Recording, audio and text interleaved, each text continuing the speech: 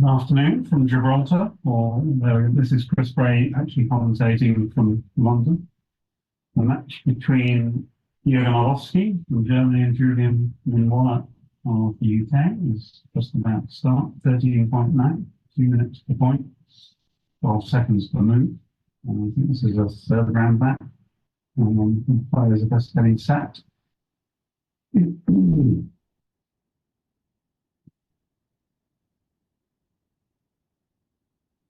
So Juergen with the white checkers at the bottom of the screen, Julian with the red checkers at the top of the screen.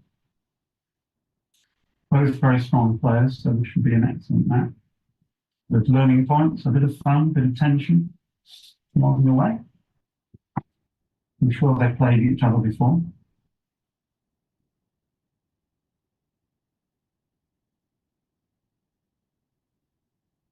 I'm using a battle box, so obviously very happy with that. Dice on checkers not allowed in this tournament, so any dice that lands on a checker is deemed to be cocked.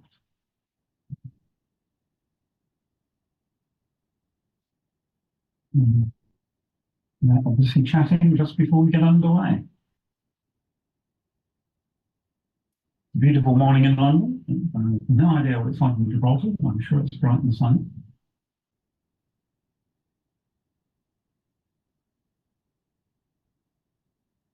They're laughing at the moment, but one of them may not be laughing later, but we'll see.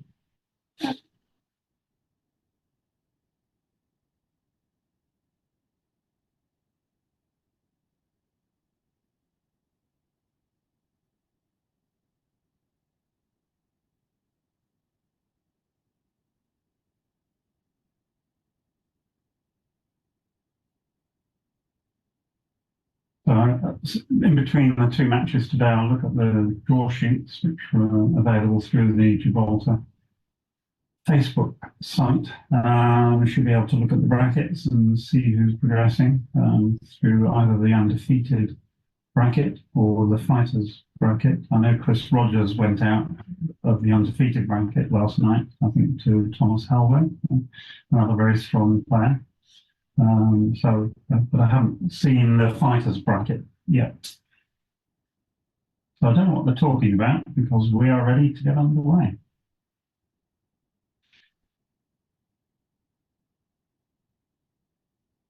The hands are shaken and we're hopefully about to be up and running. Cube is in the middle. Cube is on 64, obviously equaling 1.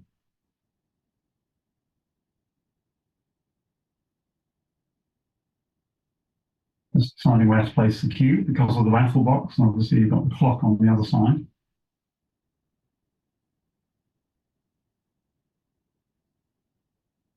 Okay, so opening roll to Juergen, 2-1, stands to play. Down on slot. And 5-2 in response is not that useful. 5s are nearly always not very useful in the opening because they just go to a point you've already got.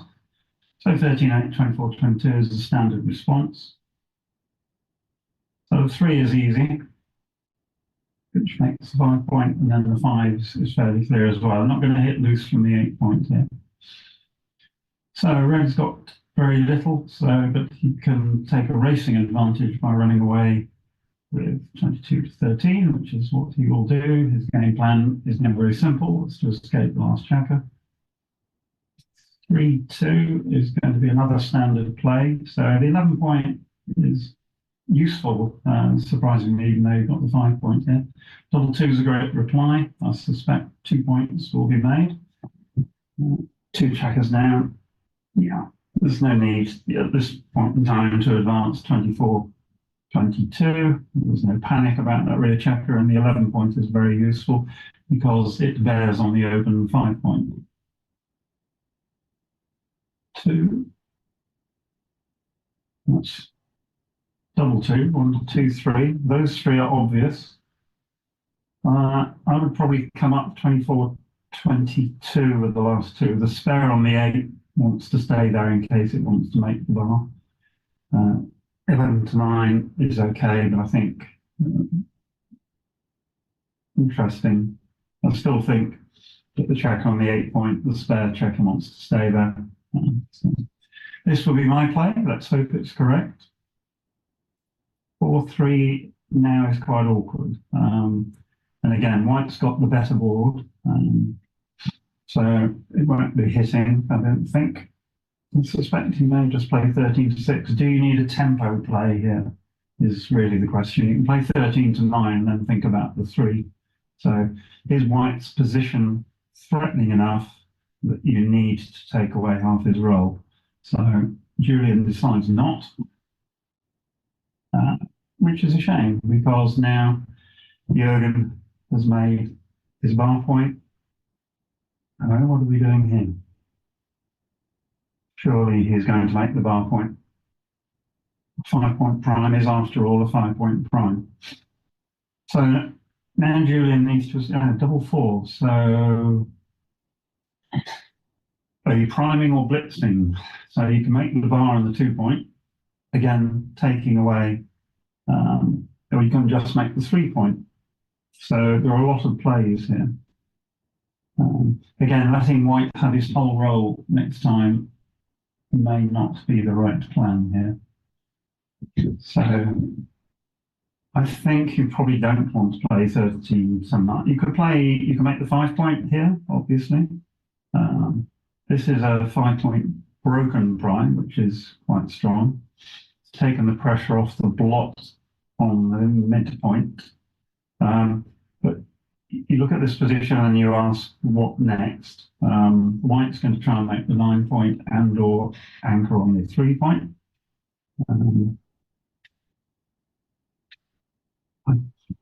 I suspect that he might need to make the tempo play of hitting here. He needs to create time and space to escape the rear checker. This is the other play. So hitting somewhere I like.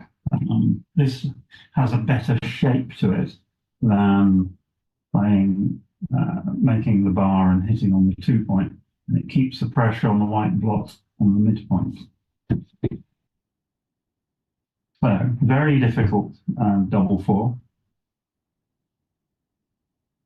I'm still not sure about this. Let's see what Julian decides.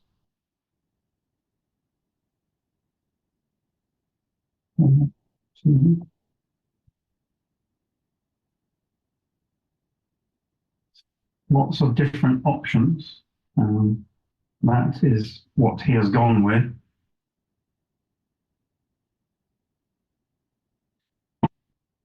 The answering roll is 5-2, which escapes the checker. The problem with Julian's play is it's given white control of the outer board, and white has also got the better block. And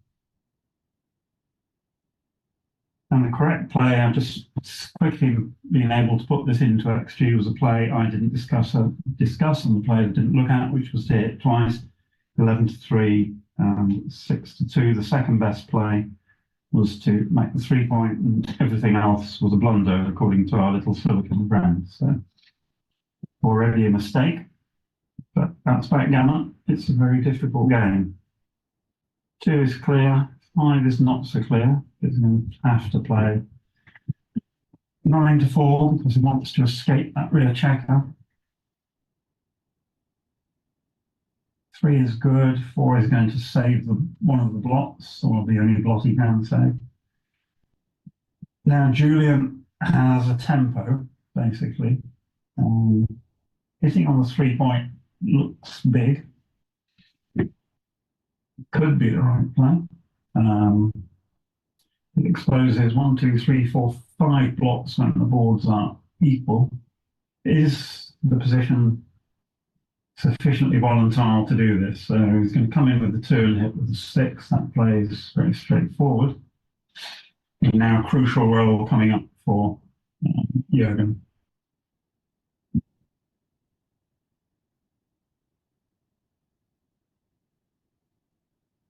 Three, 5 is a very good roll.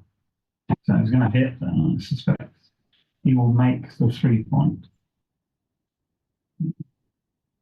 So now red has to perform. If he doesn't come in, the game is over. But it's, oh, that's cocked dice. All two, one. The problem with hitting is what do you do? Oh, so you make the 5 point. Yeah, this seems logical. And then 8-6, keeping all the checkers in play.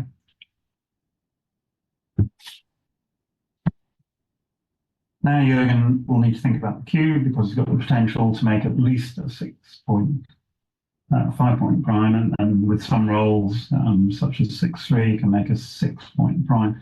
Red is virtually out of timing here, and if Juergen makes the bar or the 8-point, red will have rolls that basically self-destruct his position.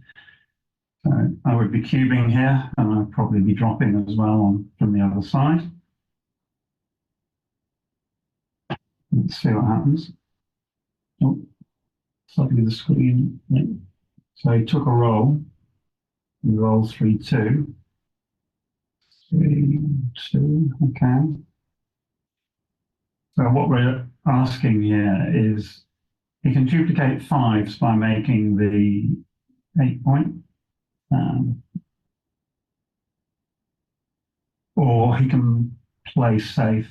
Sorry, he can play 11-8. I think 11-8, 7-5 is the other move that's under consideration. So now red's 5s are duplicated, though this time without the hit, 4-3. So you'll hit with a 3, come in with a 4.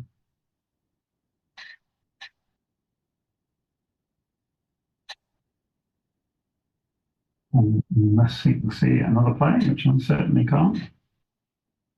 Because he can't move the rear checkers, he has to take the tempo of the hit.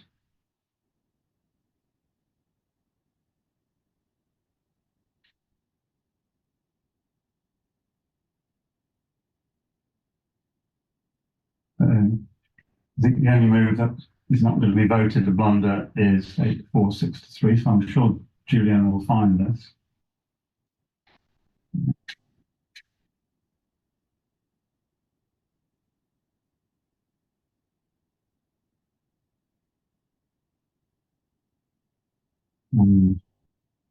Juergen will now think about doubling. Doubling from the bar is always a risk.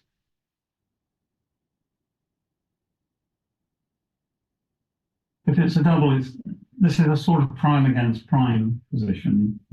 There's a well-known maxim in backgammon that all prime against prime positions are doubles and takes. So Julian has to think through. So if white fans and red rolls a 5, or even better, a 5-1, 5-3, then red's got a great game. White's got 4 loose checkers. So if this is a double, it's probably going to be a pretty comfortable take, I think, although it looks scary. Obviously, if white rolls a 3, then red's in trouble, but he's got the long-term security of the 2-point game. So yes, he will lose some gammons, but he won't lose a vast percentage of gammons.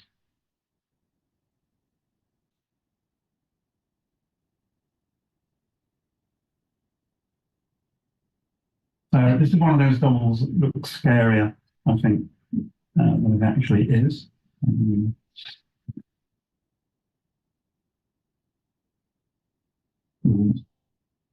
Julian is correctly taking a reasonable amount of time to think this through. The doubling decisions will be made on experience largely. There's some calculation to do with the numbers, but if you haven't seen this type of position before, you're apt to go wrong.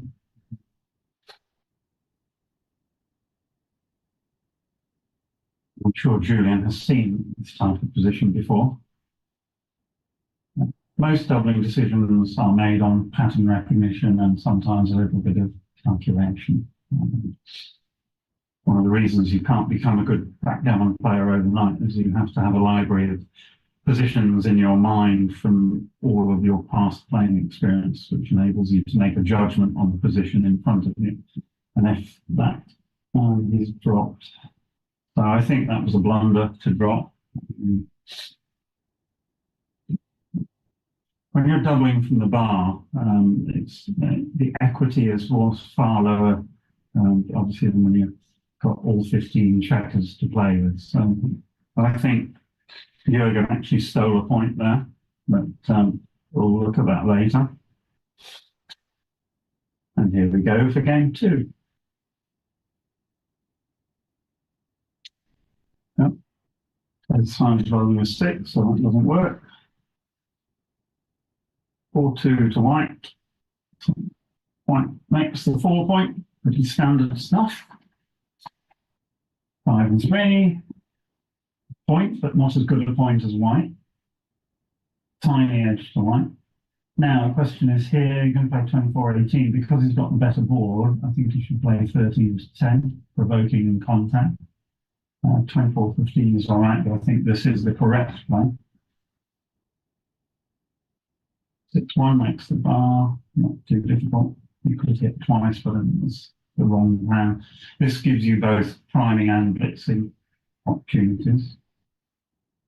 2 and 3 is going to be easy. So in Roberti's latest book, Order from Chaos, he always advises when you're rolling from the bar to see, before you enter a checker, see how the other number is going to play. So that case was easy because the 3 made the 10 point. So 6-4 is going to be a runaway play because there's nothing else. You're not going to dismantle the 10 point. So again, red still has, double 2. Right. Hit, make the 4 point and think.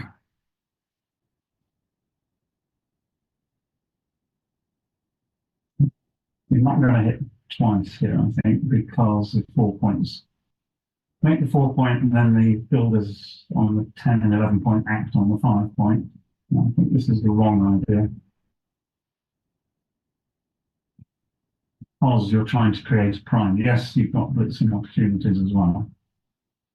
But this seems entirely logical. Now the question is, do you make the 11 point with the other 2, putting 13 checkers in the attack zone, or do you split, as Julian is looking at, with the idea of escaping a checker? But basically, there's another saying again, when on offense, play offense, and when on defense, play defense. That's a quote taken from American football, I think. Julian's prime objective is to make his 5 points here.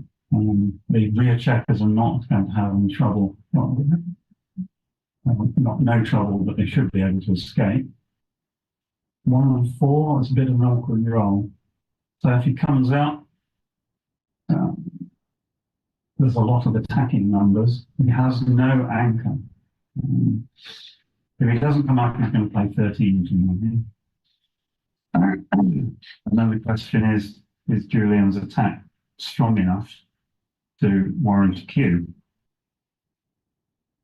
But again, whenever you don't have an anchor, this situation is dangerous. And I think, again, Julian will look at this and consider it.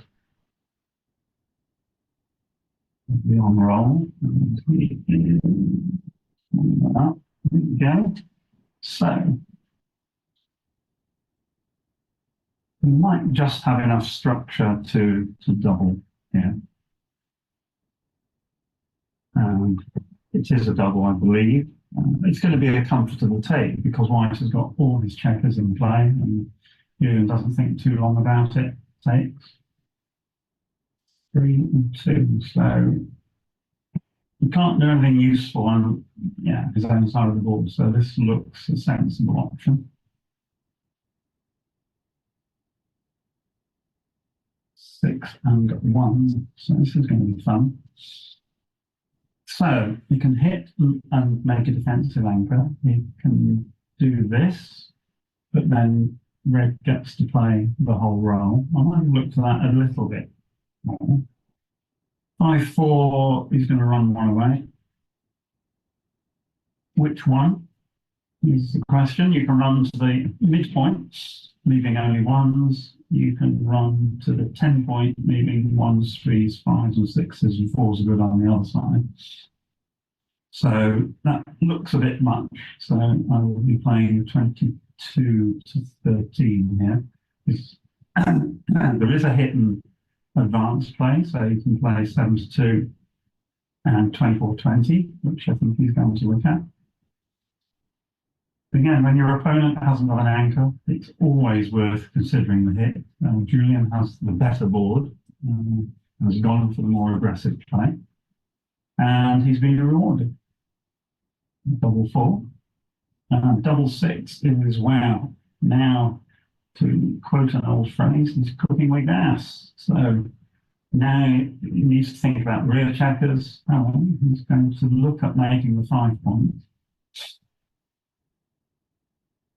So you can do this, but now if white anchors, white's, sorry, there's one more 6 to play. Okay. So was it worth leaving the shot when you have such a strong position anyway? Which the answer might turn out to be no, as Juergen has rolled the 1. And Red has compounded his error by fanning, but now should come in, unless he's very unlucky. Is that?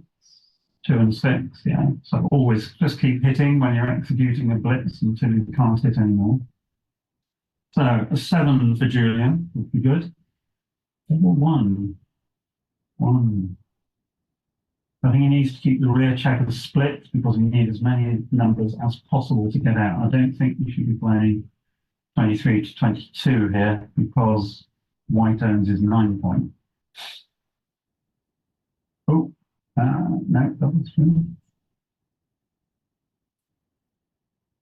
That's just going to run one away. Yeah. It's surprising how often primes crash when you have positions like this. One bad number, and that's a bad number.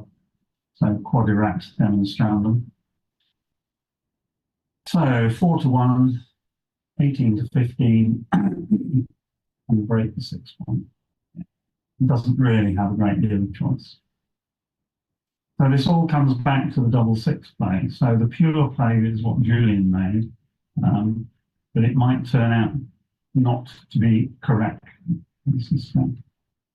So now what? You want to attack the checker on the 6 point if you can. So one play is 15 to 9. This clears the checkers out, but it doesn't threaten the other checker. So where's the priority? Escaping the checkers or hitting? Double 5, probably quite pleased you made that last play. 1, it's just going to cross the other 3 now. It's not going to be very difficult. He's going to play 15 to 10 twice and 14 to 9. Yeah.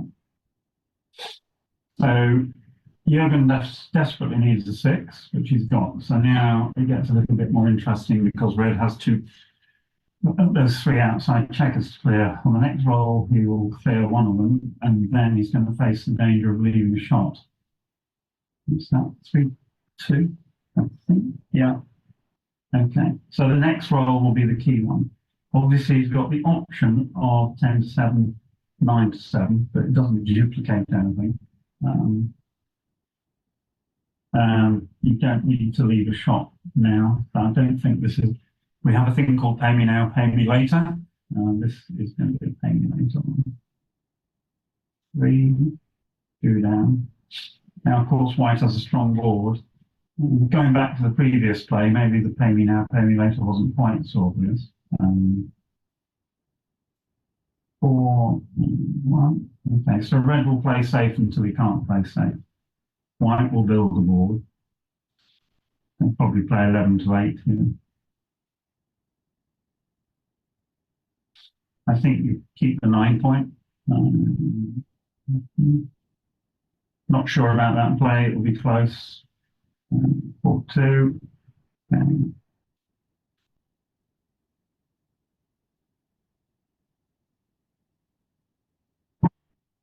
6, 4, I think. If it's 6, 4, you might as well make the 3 point, so your board is stronger. Yeah. So now lots of numbers don't play well. 3, 1 is still all right. And there are no double shot numbers for him. So again, white just continues to build with the idea that when he gets a shot, it will be a winning shot. Unless, of course, your opponent rolls double five, in which case you can ditch that plan and just go and save the gammon. So people always think you're lucky when you roll a double in a situation like that, but surprisingly enough, doubles come up once in every 6 rolls, so it wasn't that lucky. This will be a single game unless red rolls sensationally well. So Juergen should take a crossover. Doesn't waste a pip if he plays 13 to 11. So you can play 7 to 5 without waste of pip. Close call. Yeah. Double 4. The non-gammon, we've still got 5 checkers left, so it's going to be 3 down, 5 in. Okay, so basically Julian needs one more double to win a gammon. That is one more double. 6-4. No, so 4 points to Julian. So didn't look like a gammon for an awfully long time. Key play there was the double 6 about 10 or 12 rolls ago. That will be the one to look at in the post-match analysis. See if you got the theory right. I suspect that it was a tiny error to do what Julian did, but I wouldn't like to bet my mortgage on it. So here we go. 4-1 to Julian. Next game. Double 1 doesn't play. Double 4 doesn't play. 4-3 for Juergen. So he's losing, so he should, and he does play 2 down. So if you're winning, you split at the back. If you're losing, you play 2 down, which is what Juergen has done. Double 6 is a terrific roll for red here. This is a good response. 3 of them are obvious, and probably the 4th one is as well. So needs to do something about the rear checkers, or red has a very easy game. 6 and 5. You can make the 2 point, the ace point, or you can clear the midpoint, or you can, sorry, bring 2 checkers down. Bringing 2 checkers down doesn't look like quite the right play because white can hit with an ace without giving up his own midpoint. Also, white has blocks, so this is a passive play. This allows white to play his whole roll. And there we go. 1, 2. Yeah. So again, I teach all of my students, aggression is a key part of backgammon, and how you conduct your personal life. Being aggressive in backgammon pays dividends. So I think Julian should have hit with the 6-5 then. This is duplicating small numbers. 1, 6 can come in and out. So now you want to plan for both players. White would like to escape the 5, but equally well he'd like to keep the rear checkers connected, but red has 12 checkers in the attack zone, so that has to be borne in mind. The attack zone is from your 11 points to your ace point, and those are the ones that are going to execute a blitz if that opportunity arises.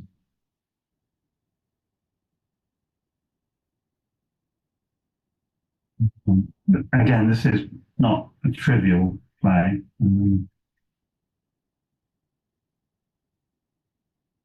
What's he going to do?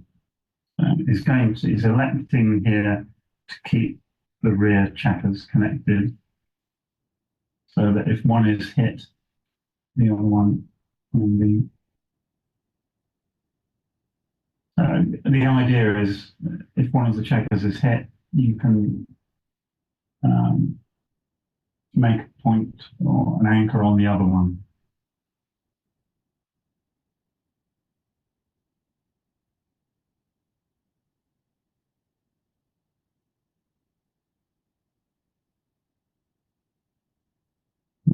So what have we got here? 4-2 to play. So again, same theory is that if one of those blocks is pointing on, then when you enter, you have a chance of making a better anchor than if you leave that checker back on the 24 points. So now, does Julian have anything? He's got 5, 7, 9. He's got 12 checkers in the attack zone.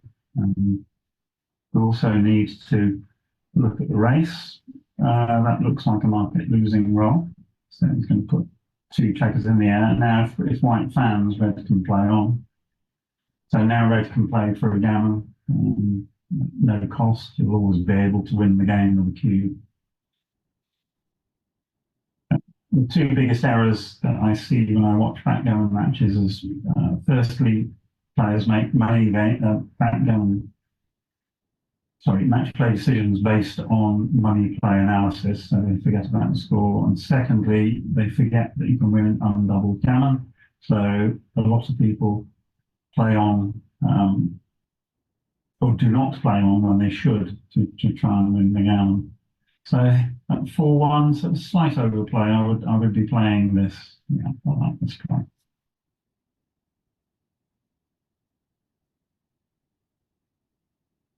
So again, still play on here. 4s, 5s, and 6s are good. Hit with 6. I'm going to play 7 to 5 with 2 because there's nothing better. Do you want to remake the bar? It's not that obvious. You might as well tidy up one of the blocks.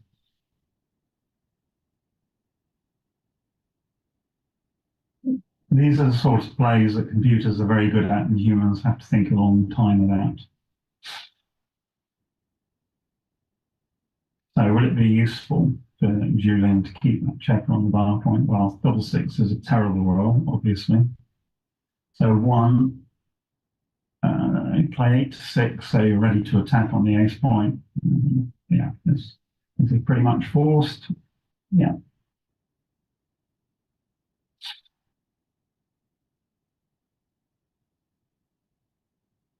So Julian needs to get the rear checkers moving, which he can't do. So that's going to come to the bar as an attacker, 6-1. That's right. He goes on rolling double 2. It's going to be embarrassing, but he can roll on for the moment. 1, 2. You don't slot, I don't think. Is doing. All right. It might be right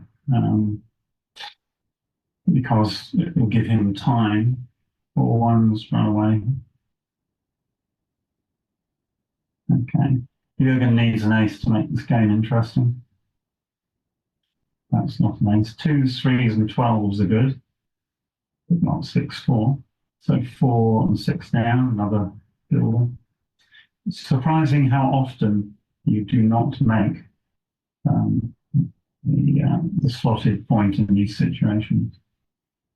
Double 5. Now 1-6 for Juergen. 1-4. It's going to get interesting. Now what? So he doesn't want to slot, but he might slot. You can play 13 to 9. It's the safest play available. Ooh, I don't like that. I think you want to keep the 9 point. I mean, yes, this is safe. It leaves 4, 5, and 3, 6. I think I don't like the play. I would have made the 9 point. Here comes QB. Oh, that's a bit of fun. Wow, this is a complex situation. So what's going on here? Obviously, he has the edge, but white has a perfectly playable game unless he gets hit. So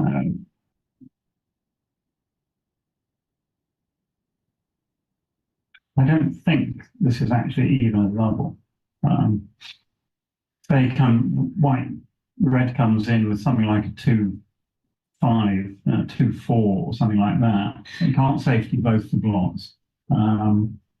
White has got all his checkers in play, has got some attacking potential, and also he trails by 3 points in the match score, and therefore any read he will redouble far earlier than usual, holding a 2 cube, and if the position is gammonish with a cube on 4, that's 8 points up for grab. So I think that was a take. Oh, sorry, I don't even think it was a double. So we will see.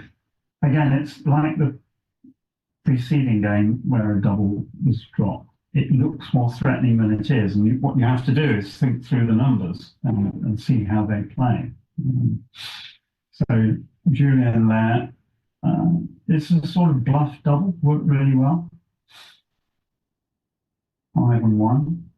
So the match score begins to have an influence, and as you can see from Juergen's play, he's slotted instead of split, which I imagine is normal play with 5-1. Once you get behind, you're trying to create gammonish positions, and you do that by creating primes and blitzes. Whoa, 3-1. I think you hit, yeah. It's a bit like an opening sequence where you get the chance to hit with a 3-1. 5 for 6, you're just going to run away, or are you? Duplicates 2s, it's very pretty. White's well behind in the race, and he wants to make an advanced anchor, so I don't mind this play. Julian's going to look at it and then not double, because White will have all his checkers in play, lots of chances to make anchors. This is a great shot by Julian, the 6-1. So now White needs a 5, or that's all right. You're going to hit it twice now. Yeah. Right. So 5 is good. That's a 5. So White now has 4 checkers. Ooh, wow.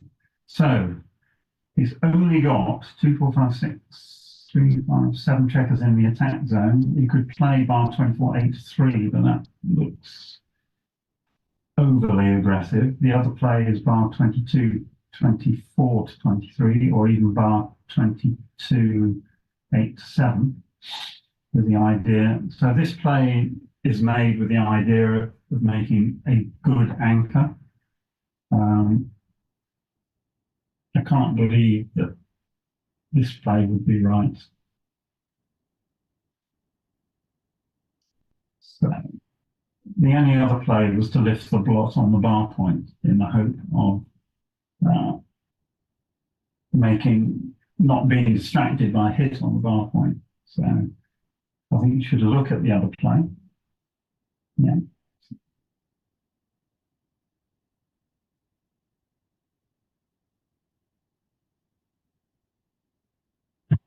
The trouble with backgammon, you quite often look at the same move 5 times without ever looking at the right move.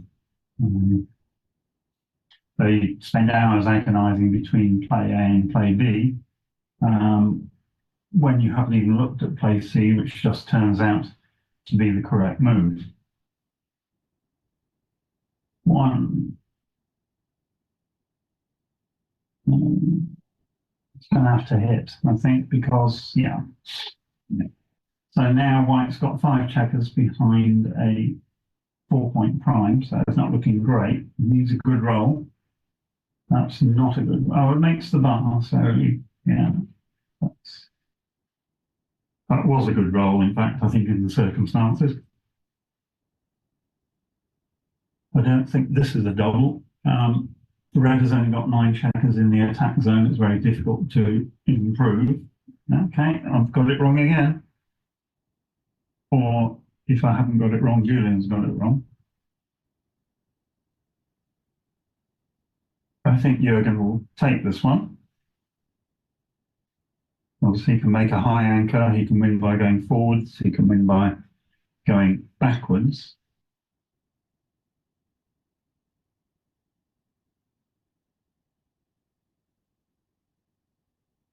If this is a double, it's only just a double, I would suspect. This has got to be a pretty easy take. Because white can develop those. Hello, what's going on here? Oh, he took, sorry, I do apologise. I missed the take. So now we've got a 6-1. Was that the right play? 6-1, okay, and the 6 is awkward.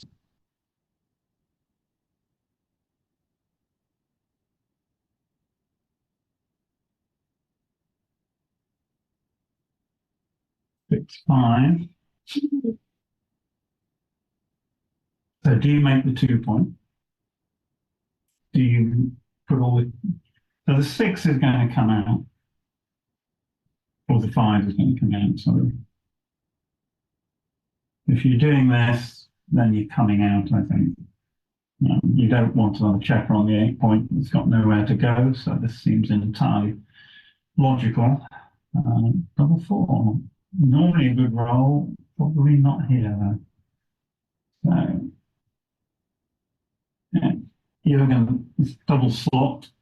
So he's got 5 checkers on red side of the board, which aren't contributing to the war. He wants another one back, ideally. So white can't hit. So now 13 to 8, I guess. Unless he played 14 to 9, but it's slightly big, maybe. So this is good. He's going to do this, and make the 5 point. So his excellent play last time has paid off. Julian just needs to play calmly and sensibly. 5-3 is great. You just run away. Now the pressure is back on white for roll a 6 or at least a 1. 5-3 is a very poor roll. So he now runs the danger of his board crashing before he escapes a checker.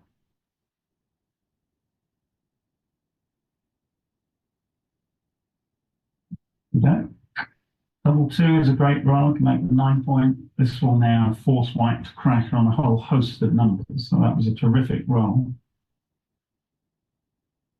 So he's got a checker to the edge of the prime, basic backgammon tactics. He advanced to the edge of the prime.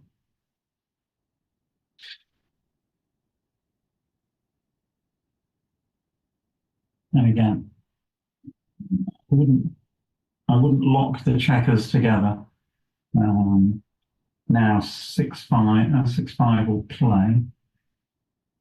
6-5 for white is all right.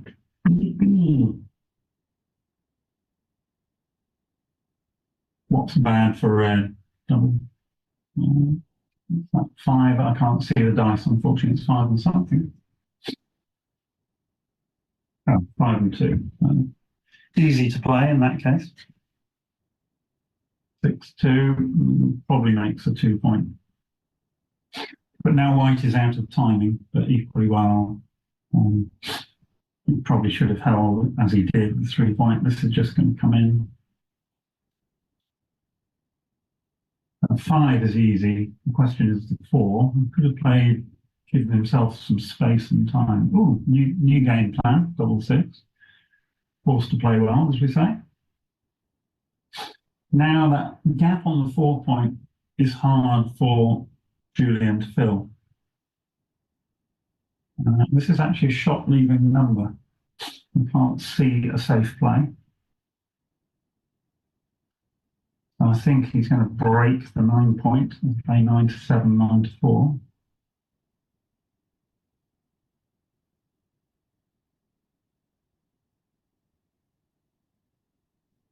Certainly not going to come off the 8 point. He hasn't got any other play if he comes off the bar point. So I really don't think there's a lot of, or any choice here. 6 and 2, 2. And I think you swap the ace point here. Because the 6, if you play at 9-3, you've got 2 checkers on the same point, which will be inefficient. 4-2 is a great roll. So the moment of danger came and went for Julian there. It's 6-1, okay. Doesn't want 4s. 5-1's all right. Just 2 in. 1 moment of danger to come.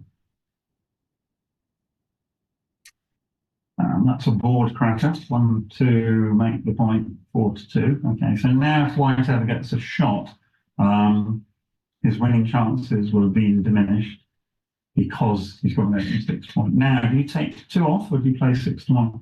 So gammon chances are pretty small here. If you play 5 off twice, then 6-3 is bad. 6-3 is going to be bad anyway, whatever you do. So do you take 2 off because white has a weaker board? We will never know.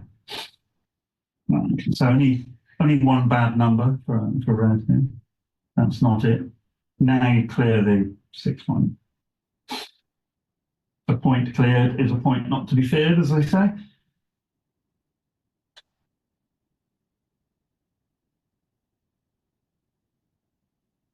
Five and 3, so it can stay for 1.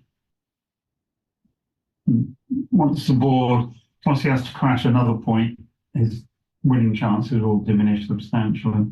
5-3 is easy to play. Now, 2 big numbers will force Juergen to go. That forces him to go. Right, 6-5. And now this is just going to end up being a single game, I think. 5-2. Okay. 2 big doubles from white would at least make. Oh, there you go. Look, spectator's curse. Sorry, commentator's curse. So that's made it interesting.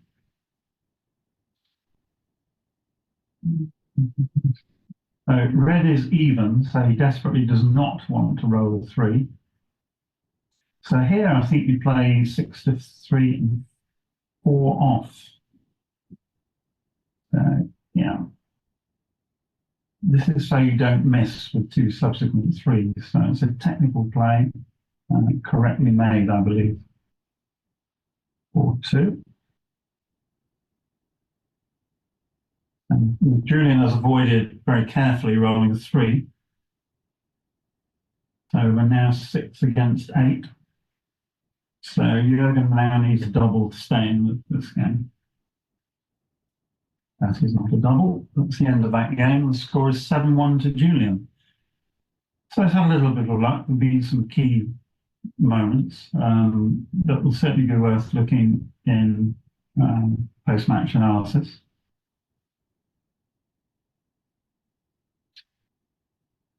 Juergen is strong enough to come back from a 1-7 deficit and turn the game around. Are we going to take a break? Let's see. Juergen's written in his bag. Maybe he's got an energy bar or something.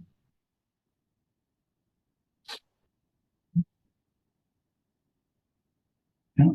So yes, the players will take a break. If it would help the commentators and the spectators if we actually put how long the break was going to be. It's going to be a minimum of 5 minutes, I would think. I don't know what the tournament rules are, I'm afraid. So I'm going to take a break myself. I'll keep an eye on the screen and I will recommence commentating as soon as the players return. So for now, I'm going to mute myself and I'll see you in a few minutes.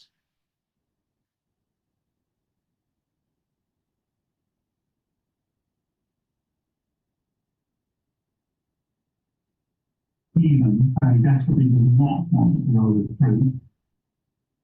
So here I'm keeping playing 6 to 3 and 4 on. Yeah.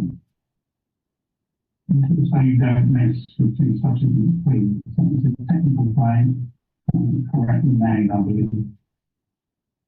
4-2. And Julian avoided very carefully rolling the 3. And then 6 against 8. So you really now need to roll staying. It's the end of that game. The score is 7-1 to Julian. I've had a little bit of luck and given some team moment. They can certainly do in the post-match analysis.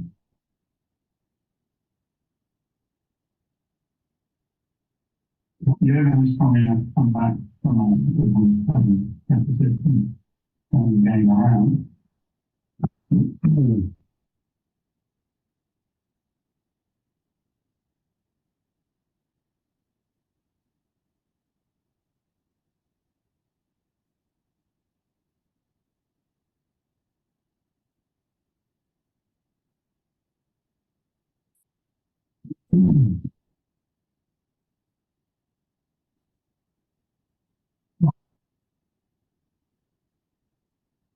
Yeah.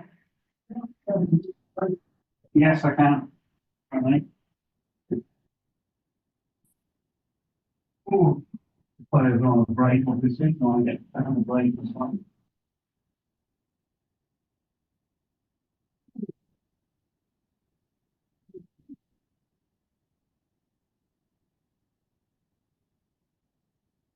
Well, yeah.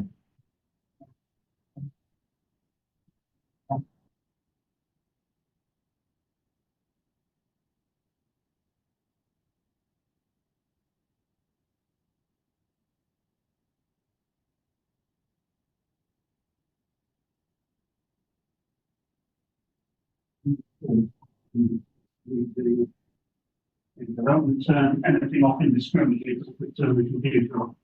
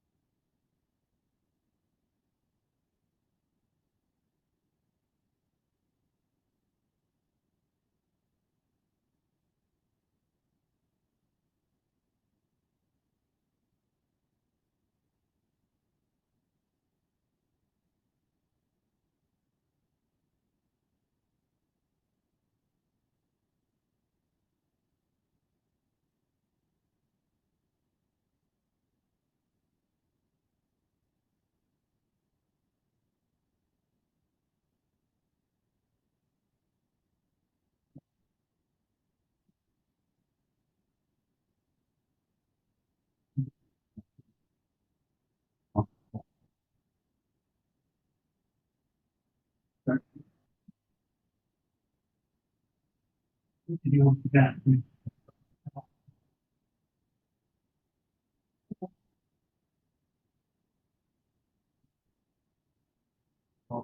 On the bottom top there,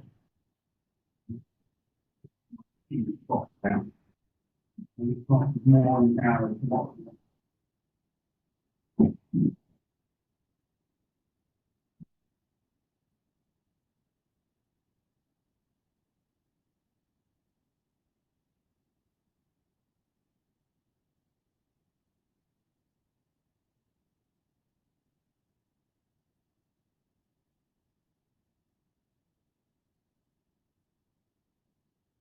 Some water.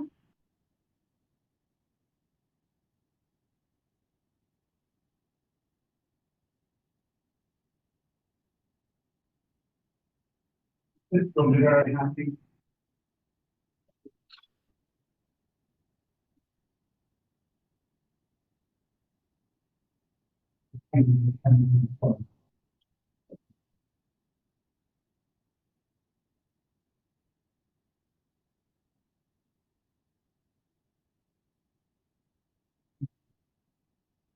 Right, I'm going to get back. We'll be back. If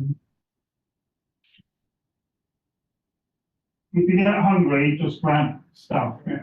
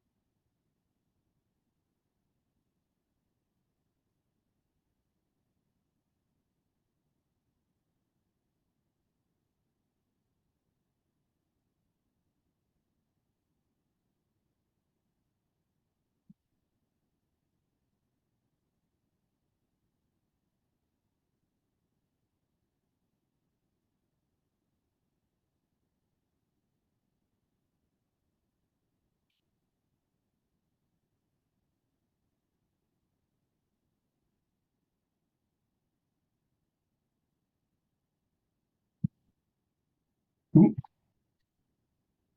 All right, I missed the restart, but not by much.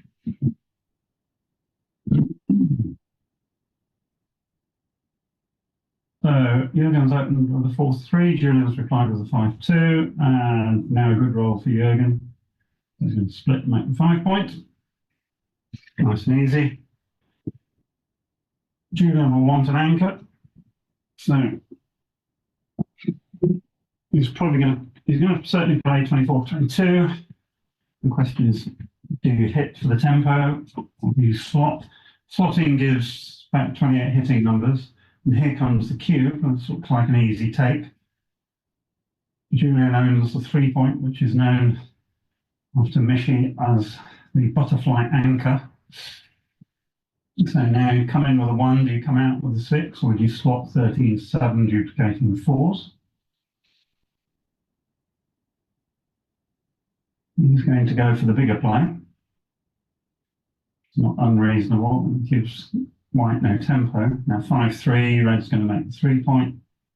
Now if Juergen can make the bar, and particularly if he can make the bar with an ace, then he's got a strong position, but of course aces are good on the other side. Here he'll just make the 4 point.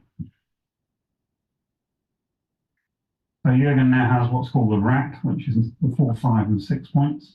He has a 5 point broken prime. But Julian is by no means out of this. So I think, yeah, this looks pretty logical.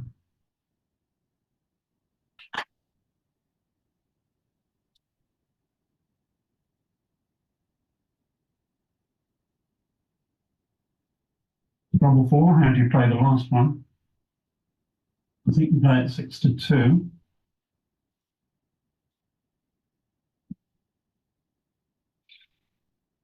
This allows you to play some. If you play 9-5, then big numbers begin to cause you a problem pretty quickly. They may do anyway, because red's timing is better than white's.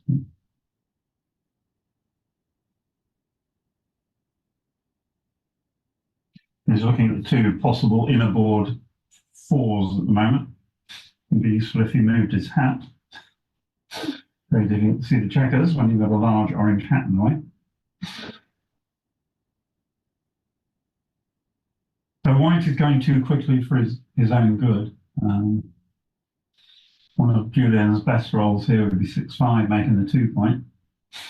Yeah, let's see what he comes up with. 6-1 is just going to play 13-7. Give himself a builder for making that 2 point, or an attacker if white should split to the 4 point. 2-6 is going to be forced pretty much, yeah. Okay, now if Julian can roll a 4, all 6-5 is good, we like that as red, certainly. So white's now running out of time, but that's a great roll. Runs away, obviously. No other consideration.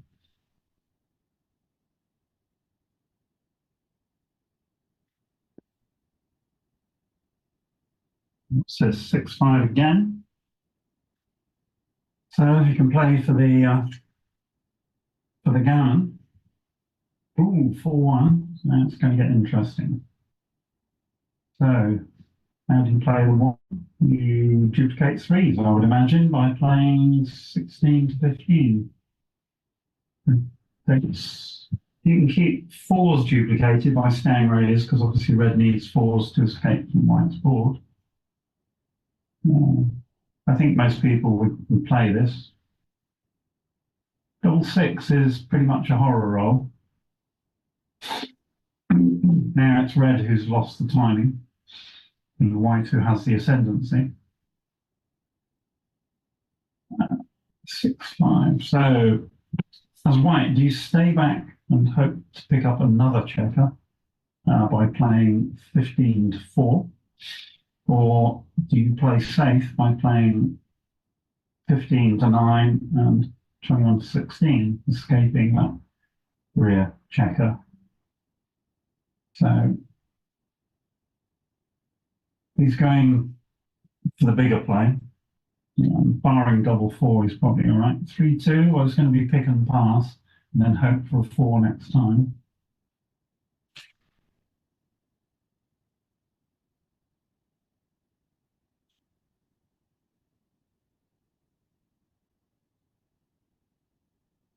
I think that's 2-1.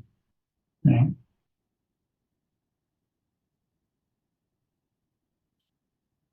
Now White's idea of staying back. He's going to come in on the 3 and play 4-2. He's preparing a stronger board. Now Red's got some pretty nasty numbers here which crack. That's not one of them. Double 6 is actually quite a good roll because it maintains the status quo. Now I think White's board is strong enough that playing, obviously this is a move. This is the gammon go move, and running away is the safer move. So how much of a gammon go situation? He's going to look at the other play. So Red may shortly be forced with 4s anyway. I think he's going to go for the bigger play. No? The gut reaction is to play this.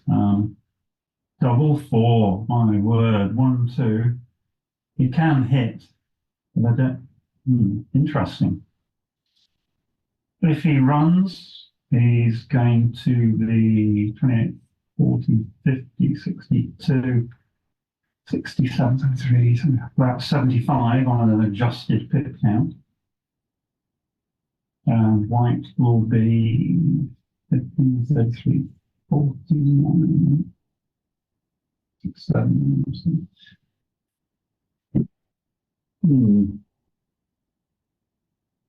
So what's the risk in hitting? The risk is 4-6, 4-1, 4-2, and also obviously the danger of trying to get the other checkers home safely. I think here Red's far enough advanced that he should play this. There are very few gammons around, certainly.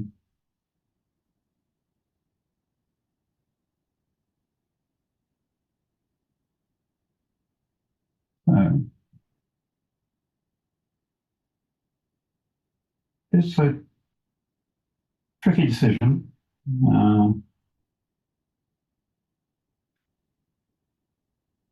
My vote on an initial look is the safer play, particularly because he's leading 7-1 as well, but he's gone for the bigger play.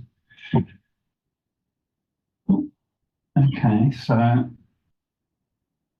now you recube this.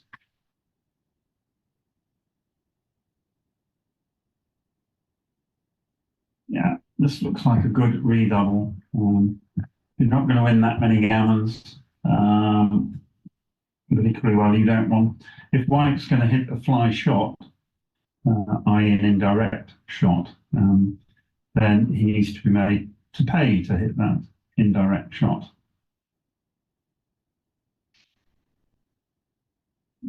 Even at this score, I would be surprised if, oops, that. That's not bad. Difficult. Let's have a look. So give Red a reasonable number, 5-2.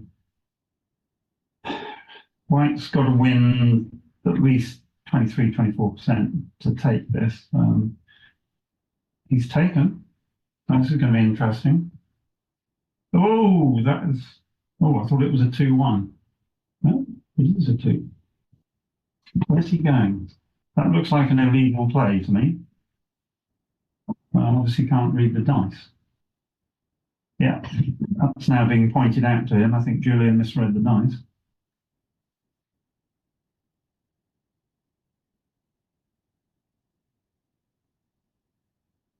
There's no real choice here. So this play leaves 3 hitting numbers. 4, 4, 3, 5, and 5, 3. If he plays to the bar point, it's only 2 hitting numbers. It's only 4, 3, so he should play to the bar point.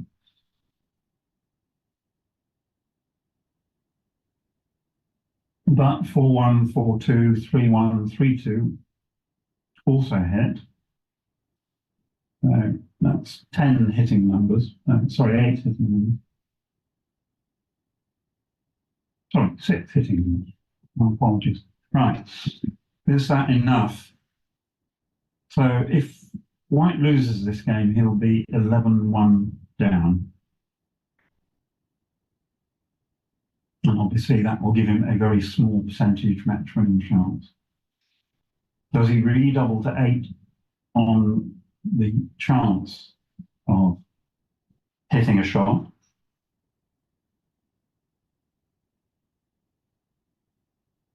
Oh, here it comes. It's an easy take.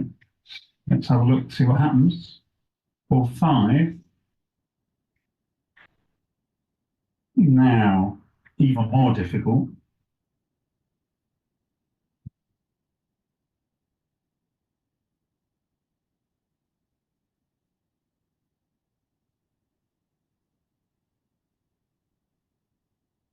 Now the hit cube is up there. So, 4, 5. I think he's trying basically to keep the pressure on. Yeah.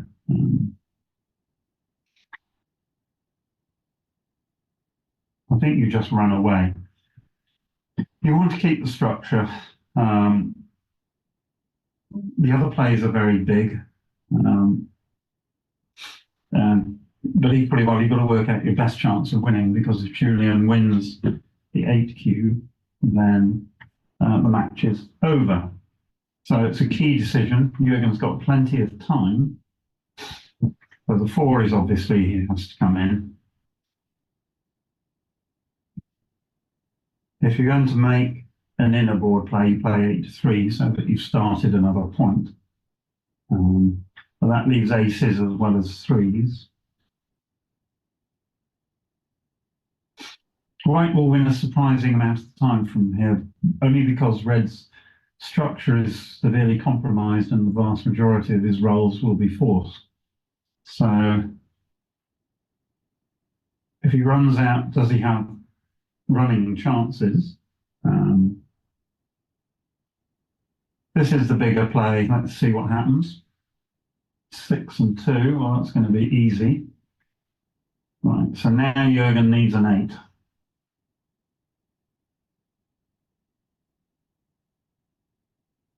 I think he's missed it by 1. So is that 6-3?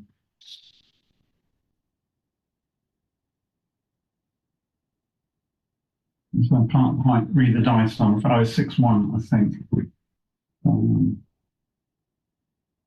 In which case you probably play 9-8, so you've got a 5-point block in the event. There's some hitting later. The question is, was the 8 cube correct?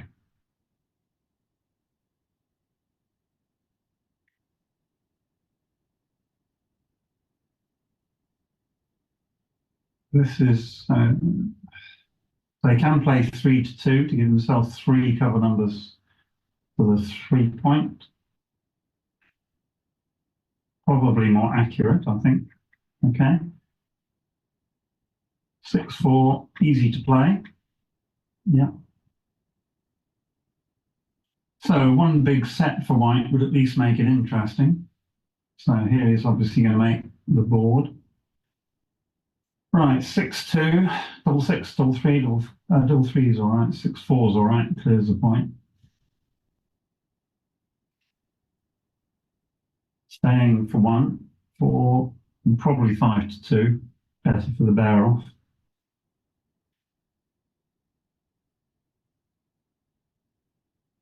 Okay, now one more hurdle to leap for Julian. That's a very good roll, 5-2. Going to have to stay, and Julian has 8 shot leaving numbers, 3-1, 4-1, 5-1, 6-1. If he doesn't roll any of those, the match is in all likelihood over.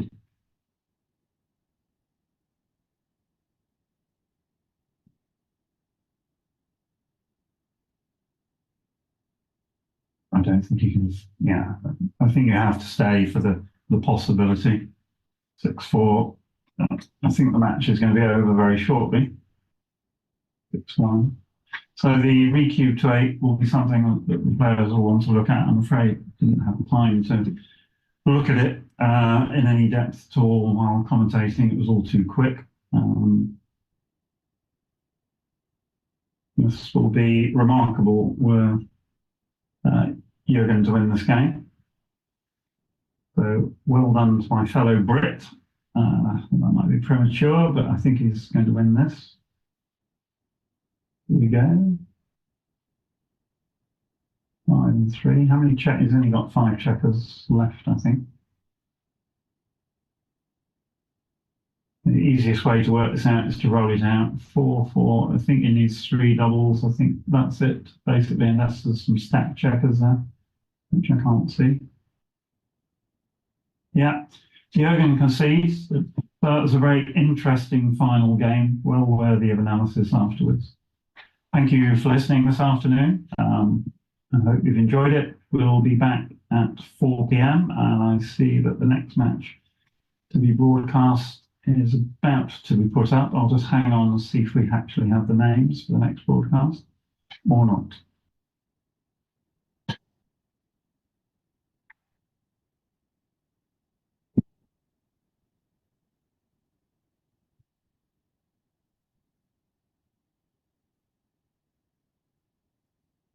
I think the players are going to indulge in some post-match analysis.